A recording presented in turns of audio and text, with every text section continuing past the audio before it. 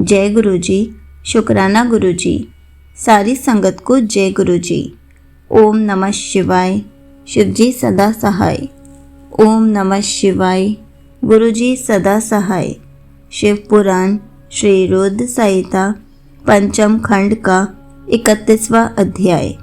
शिव जी द्वारा देवताओं का आश्वासन। सनत कुमार जी बोले, हे महामुने, इस प्रकार देवताओं की करुण प्रार्थना और अनुनय विनय सुनकर त्रिलोकीनाथ भगवान शिव बोले, हे श्री हरि, हे ब्रह्मा जी और अन्य सभी देवताओं, मैं दैत्यराज शंखचूड़ के विषय में सब कुछ जानता हूँ। असुर राज शंखचूड़ भले ही देवताओं का शत्रु एवं प्रबल विरोधी हो गया हो, परंतु वह अभी भी धार्मिक है और सच्चे हृदय से धर्म का पालन करता है। परंतु फिर भी तुम लोग मेरे पास मेरी शरण में आए हो और शरणागत की रक्षा करना सभी का कर्तव्य है, इसलिए मैं तुम्हारी रक्षा करने का वचन देता हूँ। तुम अपनी व्यर्थ की चिंताएं त्याग दो और प्रसन्न होकर अपने अपने स्थान पर लौट जाओ। मैं निश्चय ही शंखचूड़ का संहार करके उसके द्वारा दिए गए कष्टों से तुम्हें मुक्ति दिलाकर तुम्हारा स्वर्ग का राज्य तुम्हें वापस दिलाऊंगा।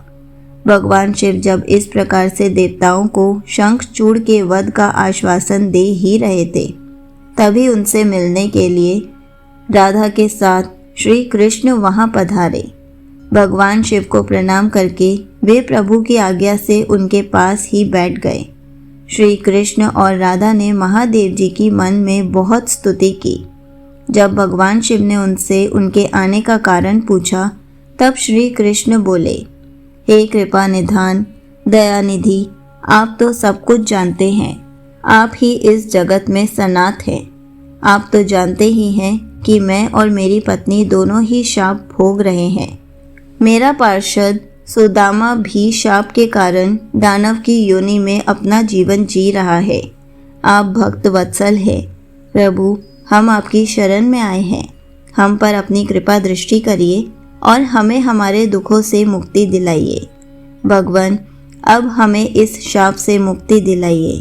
भगवान श्री कृष्ण की इस प्रार्थना को सुनकर देवादिदेव महादेव जी बोले, हे कृष्णा, आपको डरने की कोई आवश्यकता नहीं है। निश्चय ही आपका कल्याण होगा। आप शाप के अनुसार 12 कल्प तक इस शाप को भोगने के पश्चात ही राधा सहित अपने निवास वैकुंठ लोक को प्राप्त होंगे। आपका सुदामा नामक पार्षद इस समय दानव योनि में शंखचूड़ के रूप में सभी को दुख दे रहा है। इस समय वह देवताओं का प्रबल विरोधी और शत्रु है। देवताओं को उसने बहुत कष्ट दिया है, उनका राज्य छीनकर उन्हें बंदी बना लिया है। तब भगवान शिव बोले कि मैं आपके दुखों और कष्टों को समझता हूँ।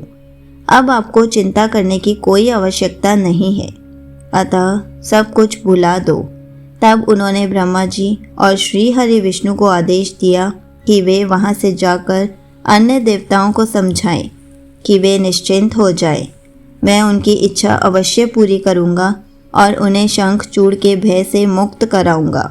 भगवान शिव के ये अमृत वचन सुनकर श्री कृष्ण, राधा, ब्रह्मा जी सहित श्री हरि विष्णु को बहुत संतोष हुआ। तब वे उन्हें हाथ जोड़कर प्रणाम करने लगे। तत्पश्चात भगवान शिव से आज्ञा लेकर सभी प्रसन्नतापूर्वक अपने अपने स्थान को चले गए।